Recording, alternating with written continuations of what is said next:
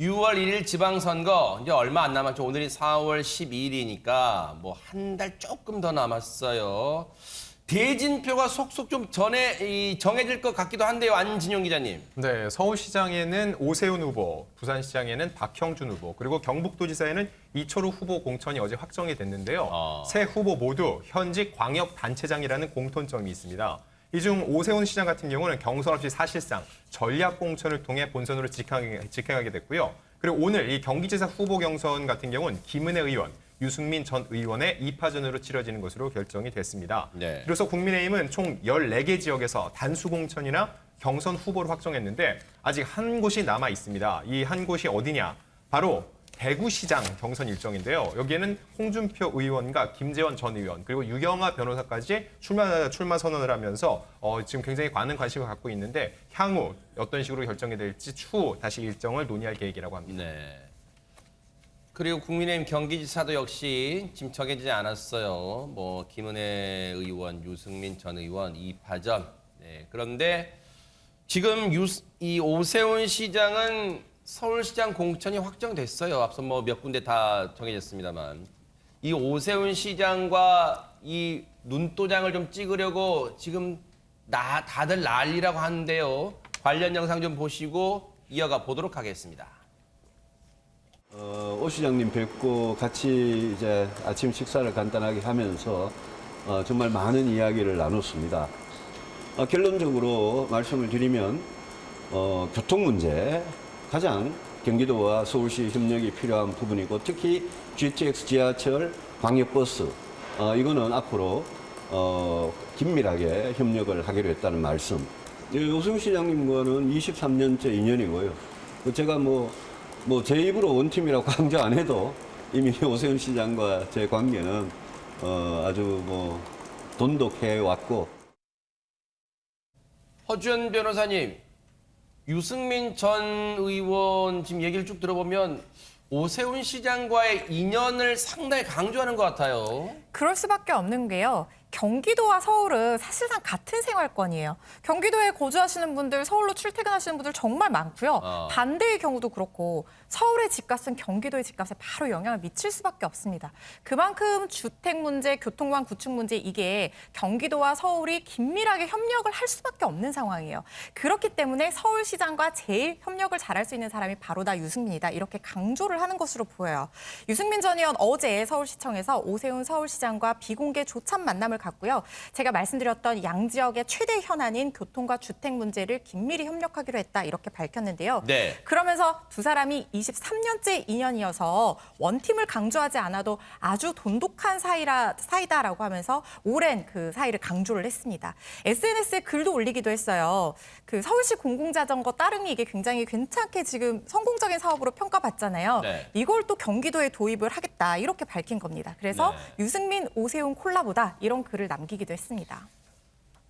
애초에는 비공개 조찬이었는데 나중에 저 사진을 공개했어요.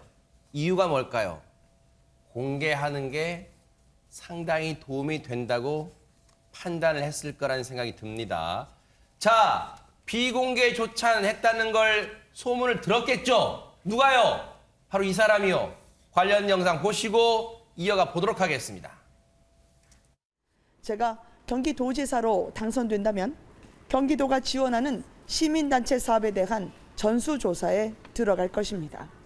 철저한 감사를 통해서 위법 사실이 밝혀지면 전액 국민들께 환수 조치시키겠습니다.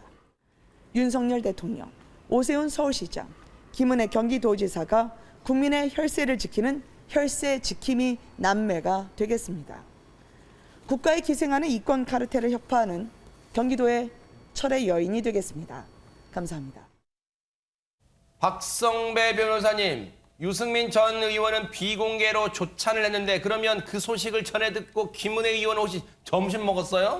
그렇지 않습니다. 네. 어제 오전 유승민 전 의원이 오세훈 시장을 만나고 4시간 뒤에 김은혜 의원도 오세훈 시장을 만납니다. 사실 김은혜 의원은 이미 윤석열, 오세훈, 김은혜는 국민 혈세를 지키는 남매라고 공언한 바가 있습니다. 남매를 자처한 김은혜 의원 역시 오세훈 시장과의 만남에서 광역 급행철도 협력 방안을 논의합니다. 이어 김은혜 의원은 경기도의 발전은 경기도민만으로 힘들다. 중앙정부, 서울시, 경기도가 협치해야 조속한 성과를 낼 수 있다면서 윤 당선인 오세훈 시장과 가장 가까이서 호흡한 자신이 적임자라고 강조했습니다. 최진봉 교수님, 네. 확실한 건 하나 있네요. 오세훈 시장 주가가 지금 상당히 올라가고 있는데 경기지사 출마 후보들이 오세훈 서울시장을 저렇게 앞다퉈 만나는 이유 배경은 뭘까요? 일단 첫째는 아까 이제 뭐 몇 개 얘기가 나왔습니다만 수도권으로 묶여 있잖아요. 경기도와 사실 서울은 생활권이 같아요. 그 다르다고 볼 수가 없어요. 그러다 보니까 협력할 게 너무 많아요.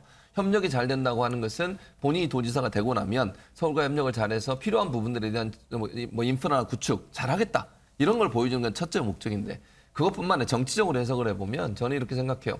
오세훈 현 시장 같은 경우에 어쨌든 경기도는 누가 당선될지 현재로서는 좀 어두워요. 그러니까 결정하기가 어렵다는 말씀을 드리는 네. 거예요. 그런 상황에서 민주당의 지지율이 어느 정도 높은 상황이기 때문에 오세훈 시장은 서울에서 아무래도 현재로서는 가장 앞서고 있는 후보이고 민주당 같은 게 대항마가 눈에 띄지 않는 물론 송영길 전 대표가 지금 출마한다고 얘기가 나오고 있습니다만 명확하게 대결 구도가 형성되지 않은 상태에서 지지율이 상당히 높은 상황이에요. 당선 네. 가능성도 높고 그럼 결국 이 수도권 삼각연대 소위 이제 인천 그다음에 경기도 서울이라고 하는 이 세 개의 지방자치단체 장들을 하나로 묶어서 어떤 영향을 받아보고 싶은 거예요. 즉 오세훈 시장이 갖고 있는 현재 지지율이나 중량감을 이제 경기도에 출마하시는 후보들도 함께 누리고 싶은 거죠. 그래서 이게 이제 삼각연대까지 갈지 모르겠지만 이각연대는 일단 만들어서 결국 선거에서 바람을 일으켜서 국민의힘의 지지층들의 결집 또 국민의힘의 당선을 좀 더 효과적으로 이루겠다고 하는 그런 협력의 모습을 보여주는 것이 아닌가 이렇게 보여집니다.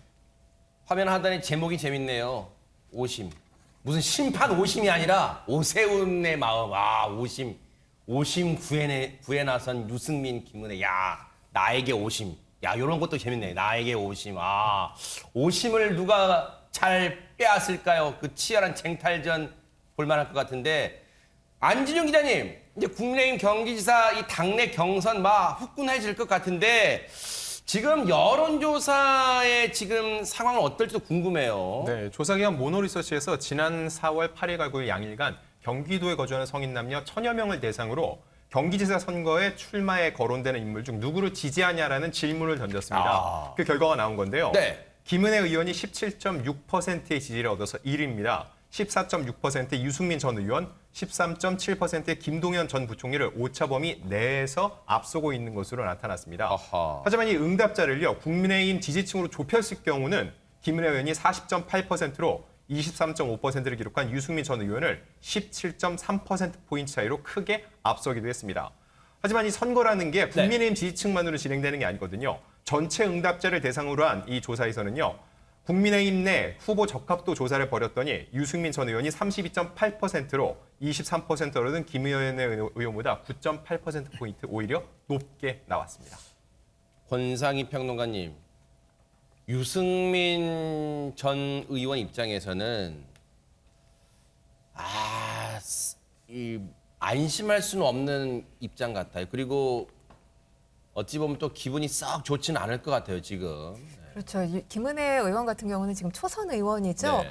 뭐 사실 김은혜 의원의 지지율 오르고 있는데 윤심이 작용하는 거 아니냐 이런 이야기가 나오고는 있는데 사실 지지율을 돌아볼 필요가 있는 게 지금 김은혜 의원의 지지율은 상당히 높게 지금 형성이 되고 있어요. 최근에 아하. 발표된 내용들을 보면. 네. 그런데 이게 윤심이 작용을 하려면 윤석열 대통령 당선인의 지지율이 높아야 되지 않습니까? 아하. 근데 이걸 보자면 역대 대통령 당선인 가운데 사실 가장 낮은 지지율인 게 사실이에요. 그래서 이 윤심을 기대한다라면 어떤 측면이 있냐 하면 만약 김은혜 의원이 경기도정을 맡게 된다면 각 정부 부처하고 뭔가 협력하는 관계에 있어서 보다 더 용이할 수 있다는 점에서는 윤심을 이야기할 수 있겠지만 지지율이 윤심 때문에 바로 이어진 거다 이렇게 단언하기는 굉장히 어렵고요. 네. 사실 대선 기간 가운데 윤석열 당선인뿐만 아니라 이 가장 주목받았던 정치인이 김은혜 의원과 원희룡 전 지사였습니다. 그러니까 대중의 호감도와 인지도가 대선 기간 중에 상승을 했고요. 그것이 당심에 반영이 돼서 당에서 이제 출마를 권유했고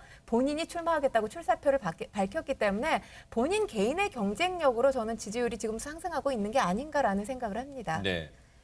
윤심을 둘러싸고 두 후보의 신경전도 치열해지고 있는데요. 관련 얘기 들어보시고 이어가 보도록 하겠습니다.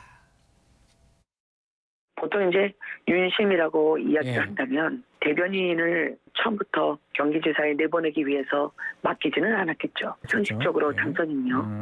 그리고 이 큰 선거에 등 떠밀려서 나올 만큼 제가 무모하거나 정치적으로 미숙한 사람은 아니다. 네. 그렇게 말씀드리고 싶습니다. 저는 윤심은 이기는 후보한테 있을 거라고 생각합니다. 윤심이 특정 후보한테 경선 전에 그렇게 작용하는 그런 건 일은 없다. 있을 수도 없다. 저는 우리 당원들께서 이거는 뭐 도민들과 마찬가지로 도민들이 민심이 가는 쪽으로 저는 당심도 분명히 따라갈 거라고 생각합니다. 자, 이런 가운데 허주연 변호사님, 김은혜 의원이 지난 주말에 뭐 어디에 깜짝 등장했다는 기사를 봤어요. 어딜 갔어요? 네, 바로 수원 인계동 먹자골목에 등장을 했다고 합니다.